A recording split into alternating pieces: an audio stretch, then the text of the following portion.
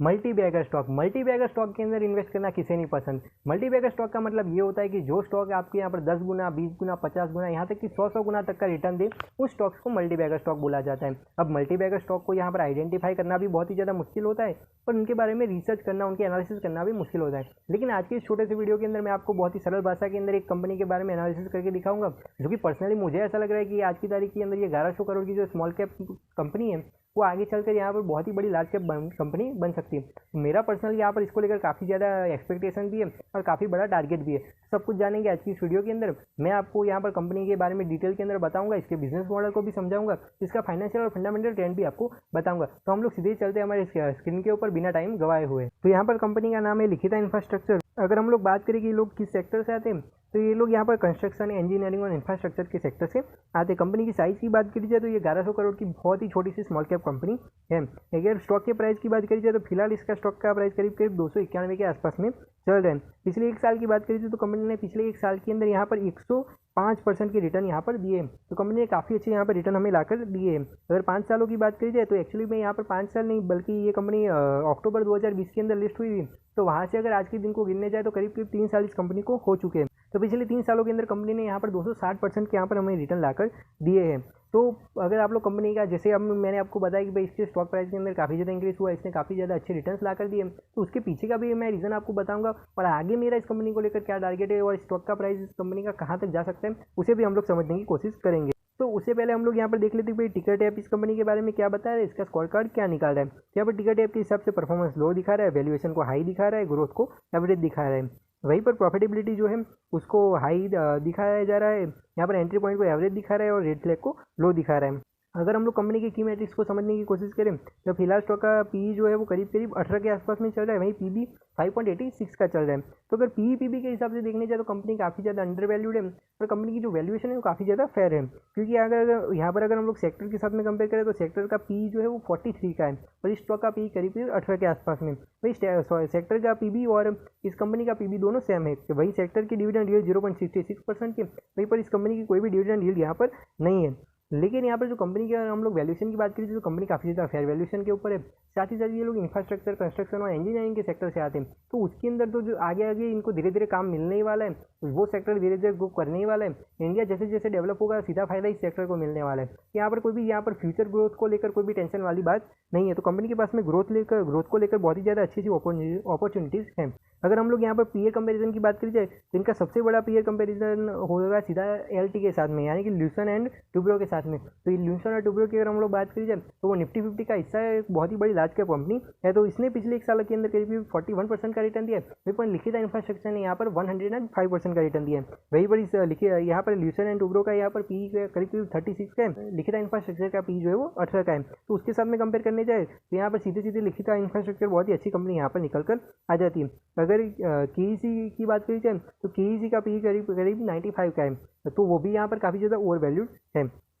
हम लोग यहाँ पर लिखिता इंफ्रास्ट्रक्चर के फाइनेंशियल ट्रेंड को समझने की कोशिश करते हैं। तो यहाँ पर आप लोग देख ही सकते हो कि ईयर ऑन ईयर रेवेन्यू के अंदर, प्रॉफिट के अंदर, दोनों ही चीज़ों के अंदर काफ़ी अच्छी ग्रोथ हमें देखने को मिली। अंदर यहाँ पर सारी वैल्यूज जो है वो करोड़ के अंदर लिखी हुई है।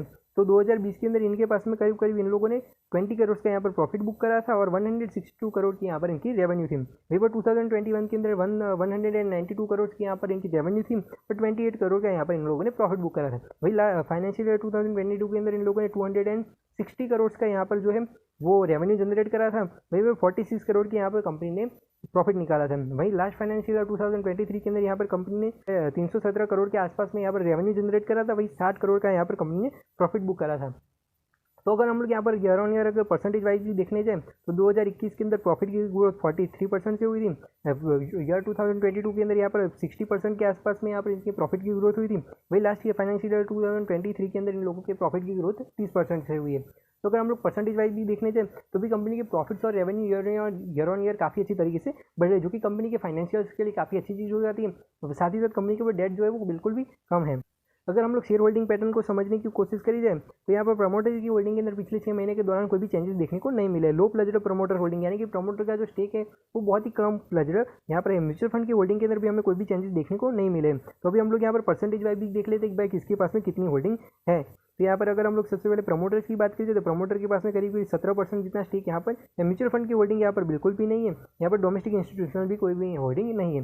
यहाँ पर एफआईआईज का यहाँ पर इंटरेस्ट है, वो एक अच्छी चीज़ है। एफआईआईज की होल्डिंग इस कंपनी के अंदर 0.10% जितनी है, तो वो इस कंपनी के लिए एक बहुत ही अच्छी चीज़ हो जाती है। वहीं पर रिटेलर्स और दूसरे लोगों के पास में करीब 29% जितना यहाँ पर स्टेक है। तो मैं आ चुका हूँ यहाँ पर स्क्रीनर के ऊपर आपको लिखे इंफ्रास्ट्रक्चर के बारे में थोड़ी बहुत और डिटेल के अंदर इन्फॉर्मेशन देने के लिए। यहाँ पर मार्केट कैपिटलाइजेशन करीब 1100 करोड़ का है, करंट प्राइस 291 का है। अगर 52 वीक हाई लो की बात करी जाए तो 52 वीक हाई है इनका 328 का, वहीं पर 52 वीक लो है इनका 137 का। वही पी यहाँ पर करीब 18 का चल रहा है, वही बुक वैल्यू 63 रुपीज़ की है। अगर डिविडेंड यील्ड की बात करिए तो बहुत ही नेग्लिजिबल है, 0.43% की यहाँ पर इनकी डिविडेंड है। आरओसी की अगर बात करिए तो आरओसी काफ़ी अच्छा है, यहाँ पर रिटर्न ऑन कैपिटल एम्प्लॉयड 36% का है, तो वो कंपनी की एडवांटेज हो जाता है, कंपनी के लिए बहुत ही अच्छी चीज़ हो जाती है। रिटर्न ऑन इक्विटी की अगर बात करी जाए तो वो 27 का है, तो वो भी यहाँ पर कंपनी के लिए अच्छी चीज़ हो जाती है। फेस वैल्यू 5 रुपीज़ का है। अब हम लोग कंपनी के प्रोज ऑन कॉइन्स की भी बात करें तो कंपनी के अंदर अच्छी चीज़ें क्या है, बुरी चीज़ें क्या है, उसे भी हम लोग थोड़ा समझने की कोशिश करते हैं। Company is almost debt free, तो यहाँ पर कंपनी के ऊपर कोई भी कर्जा वगैरह नहीं है, तो वो कंपनी के लिए बहुत ही अच्छी चीज़ हो जाती है। क्योंकि अगर कंपनी के ऊपर डेट है तो उन लोगों को उसका वो इंटरेस्ट वगैरह भी पे करना पड़ता है, प्लस कुछ टाइम के बाद में हमें वो बोरोइंग्स जितनी भी ले रखी है, जितना भी डेट ले रखा है, तो वो सारे भी पैसे चुकाने पड़ते हैं। तो यहाँ पर कंपनी के ऊपर कोई भी डेट नहीं है, तो वो कंपनी के लिए बहुत ही अच्छी चीज़ हो जाती है। अगर company is expected to give a good quarters, तो यहाँ मतलब कि एक्सपेक्टेशन लगाई जा रही है कि कंपनी बहुत ही अच्छे रिटर्न्स लाकर देगी। Company has delivered good profit growth of 52% CAGR over last 5 years, तो पिछले 5 सालों के अंदर कंपनी ने यहाँ पर 52% CAGR की यहाँ पर प्रॉफिट ग्रोथ दी है, जो कि काफ़ी अच्छी चीज़ हो जाती है। बिकॉज कंपनी यहाँ पर बिजनेस वगैरह क्यों करती है, प्रॉफिट के लिए तो सब कुछ किया जाता है, प्रॉफिट के लिए तो इतनी सारी कंपनीज यहाँ पर माथाकूट कर रही है। तो अगर कंपनी के प्रॉफिट के अंदर अच्छी खासी ग्रोथ देखने को मिल रही है तो वो सबसे अच्छी चीज़ हो जाती है। क्योंकि कोई भी कंपनी का स्टॉक प्राइस कब बढ़ता है, कंपनी ग्रो कैसे करती है, अगर कंपनी अच्छे से प्रॉफिट्स ला कर दे रही है या तो फिर अपने बिजनेस को यहाँ पर और भी ज़्यादा फैला रही है, आगे बढ़ा रही है, तभी जाकर तो उसका स्टॉक का प्राइस बढ़ेगा। तो यहाँ पर कंपनी का प्रॉफिट अच्छा है तो वो कंपनी के लिए एक अच्छी चीज़ हो जाती है। अगर हम लोग company has give a good return on equity ROE track record 3 years ROE is 26%। तो अगर ROE की बात की जाए, रिटर्न ऑन इक्विटी, तो वो भी कंपनी का काफ़ी अच्छा है, लास्ट 3 ईयर के अंदर 26% इतना रहा है, तो वो काफ़ी अच्छी चीज़ यहाँ पर हो जाती है। अगर कौन की बात की जाए कि कंपनी के अंदर बुरी चीज़ें क्या है, तो यहाँ पर इस वेबसाइट के ऊपर कुछ भी मेंशन नहीं करा गया है। तो यहाँ पर फाइनेंशियल और फंडामेंटल के अंदर तो मुझे भी यहाँ पर कोई प्रॉब्लम नजर नहीं आया, तो कंपनी के लिए वही बहुत ही अच्छी चीज़ यहाँ पर हो जाती है। तो बस यही कुछ बातें थी जो मुझे आज के इस वीडियो के अंदर बतानी थी। लिखिता इंफ्रास्ट्रक्चर पर्सनली मुझे काफ़ी ज़्यादा अच्छी कंपनी लगी, क्योंकि स्टॉक का प्राइस फिलहाल बहुत ही कम है, कंपनी की मार्केट कैपिटलाइजेशन भी कम है, प्लस कंपनी यहाँ पर काफ़ी अच्छे तरीके से ग्रो कर रही है, काफ़ी अच्छे तरीके से यहाँ पर काम कर रही है, और मुझे ऐसा लग रहा है कि फ्यूचर के अंदर ये कंपनी काफ़ी ज़्यादा ग्रो करेगी और आपको अच्छे अच्छे रिटर्न्स लाकर भी दे सकती है। तो आपको इस कंपनी के बारे में क्या लगता है, आप कमेंट सेक्शन के अंदर जरूर से बताइए। मैं मिलता हूं आपको ऐसे वीडियो के साथ, तब तक के लिए बाय बाय, जय हिंद, वंदे मातरम।